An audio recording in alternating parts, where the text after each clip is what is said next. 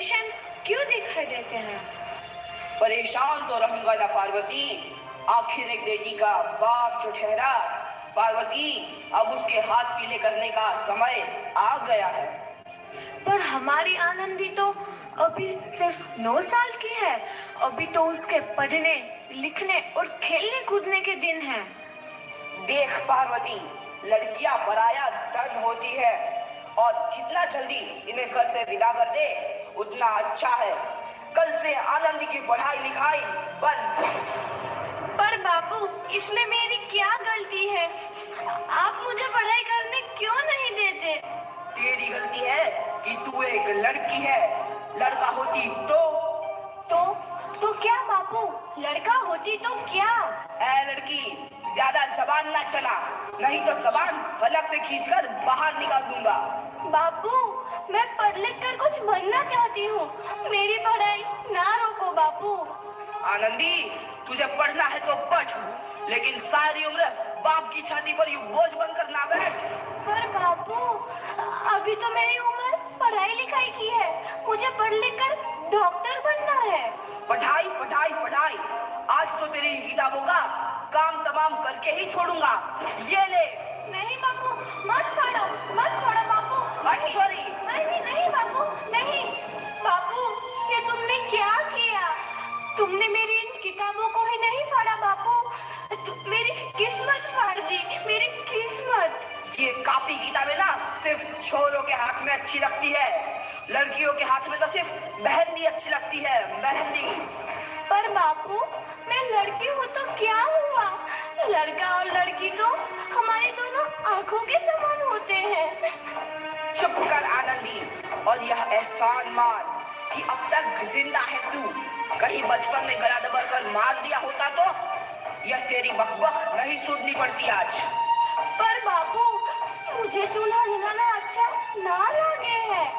देख छोरी, जितना जल्दी हो तू चूल्हा जलाना सीख ले, उतना ही अच्छा है तेरे लिए।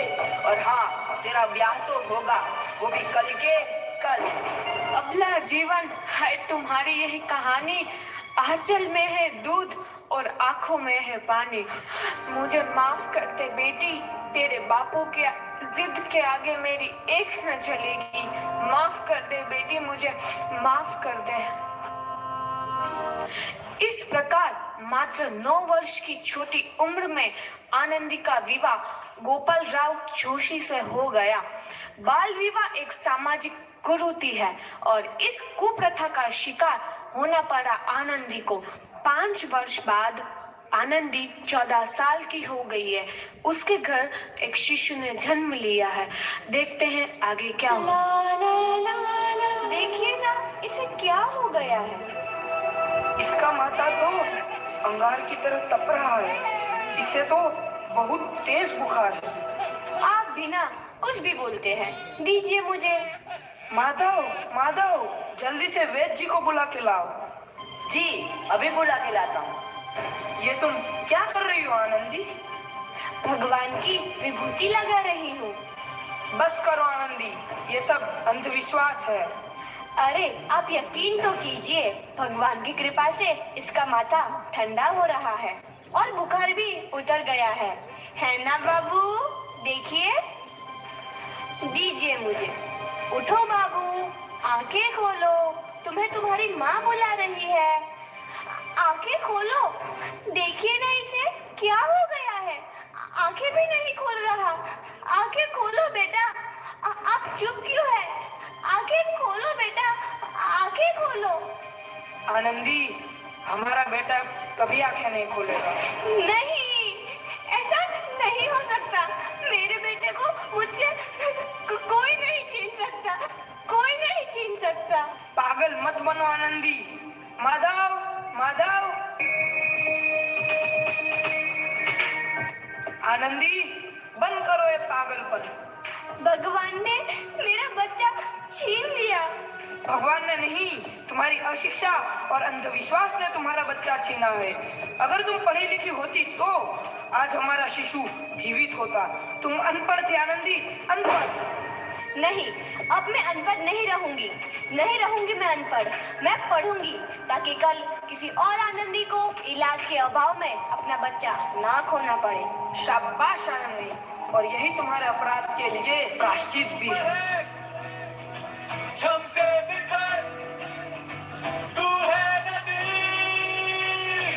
आनंदी, तुम्हारी 12वीं का परिणाम आ गया है। तुमने पूरे कॉलेज में प्रथम स्थान अर्जित किया है। आनंदी, तुम्हारी मेहनत रंग लाई है। तुम्हें शिक्षा वृत्ति मिली। ये लो तुम्हारे अमेरिका जाने की टिकट। मुझे शिक्षा वृत्ति मिल गई। मैं अमेरिका जा रही हूँ, पर ये सब मैं अकेले कैसे कर पाऊंगी? आनंदी, अपना आप को इतना कमजोर क्यों समझ रही हो? फिर इतना पढ़ने लिखने का क्या फायदा? तुम अभी गवार की गवार नहीं हूँ मैं अब गवार।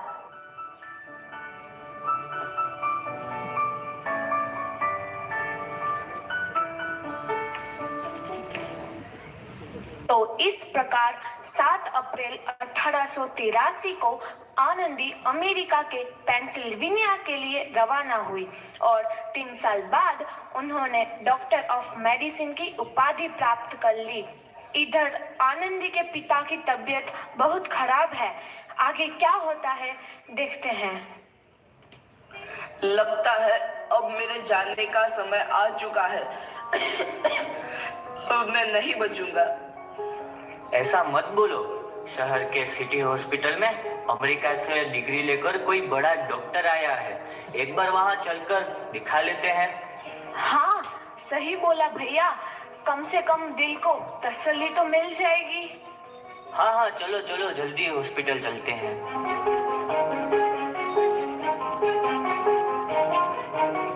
इस मरीज की हालत तो बहुत ही खराब है। कोई चमत्कार ही इसे बचा सकता है।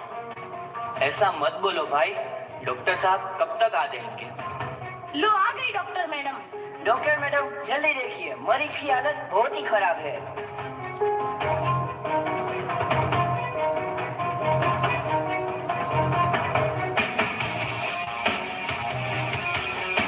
अब आप बिल्कुल ठीक हैं।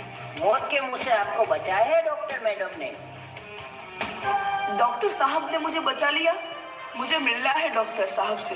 डॉक्टर साहब नहीं, डॉक्टर मैडम बोलो। डॉक्टर मैडम, उन्होंने ही तुम्हें जीवन दान दिया है। लो आ गई डॉक्टर मैडम, मिल लो उनसे। डॉक्टर मैडम, आपका बहुत बहुत धन्यवाद। आपने मेरी जान बचाई। इसके बदले में मैं गरीब भला आपको क्या दे सकता हूँ? वचन चाहिए मुझे कि कभी ये नहीं कहोगे कि लड़कियां कुछ नहीं कर सकती। वचन? ये कैसा वचन? अरे श्यामलाल, तुमने पहचाना नहीं? तुम्हारी बेटी आनंदी। आनंदी? मेरी बेटी आनंदी डॉक्टर? हाँ बापू, वही आनंदी जिसके लिए बचपन में तूने चूल्हा और दूल्हा के अलावा कुछ नहीं सोचा था। आनंदी, आनंदी मेरी बेटी, मुझे माफ कर दे। मैं तेरा गुनहगार हूँ बेटी। नहीं नहीं बापू, वही आनंदी जिसके हाथ पीले करके तुम उसकी सारी जिंदगी काला कर देना चाहते थे। माफ कर दे मुझे मेरी बच्ची, माफ कर दे। मैं तेरा राजी हूँ मेरी बच्ची, माफ कर दे। नहीं बापू, मैंने तो तेरा एहसान चुकाया है। याद है ना अपना एहसान जो बचपन में तुमने मुझ पर किया था? ताने सुना सुना कर जीते जी मार डाला था मुझको। अब बोल, और किस किस को मारेगा? आनंदी बेटी, मुझे माफ कर दे मेरी बच्ची। तेरा गुनहगार हूँ। बापू, आपने ही तो बोला था किताबें सिर्फ बेटों के हाथ में अच्छी लगती है, बेटियों के हाथ में तो सिर्फ मेहंदी। और बेटियों में फर्क करना तो आंखों में फर्क करने समान है। एक का पढ़ना और दूसरे का ना पढ़ना सामाजिक अंधकार है बापू, सामाजिक अंधकार। उपकार मांगता हूँ मैं तुझ जैसी बेटी का, जिसने सारी उम्र मुझसे कुछ ना मांगा तो सिर्फ बराबरी का दर्जा। वरना सच तो यह है कि मैं तेरी माफी के लायक भी ना हूँ। मुझे तेरी बराबरी कर सके उसके मैं लायक भी ना हूँ मेरी बेटी, मैं लायक भी ना हूँ। अपने बापू को क्या माफ नहीं करोगी आनंदी? माफ कर दो आनंदी, माफ कर दो। सुबह का भूला यदि शाम को घर लौट आए तो उसे भूला नहीं कहते। बापू। तो इस प्रकार आनंदीबाई जोशी ने अपनी मेहनत और अटूट इरादे से न केवल भारत की पहली महिला डॉक्टर बनी, बल्कि आगे चल के उन लड़कियों के लिए सुनहरा रास्ता दिखा गई जो जीवन में कुछ करना चाहती थी।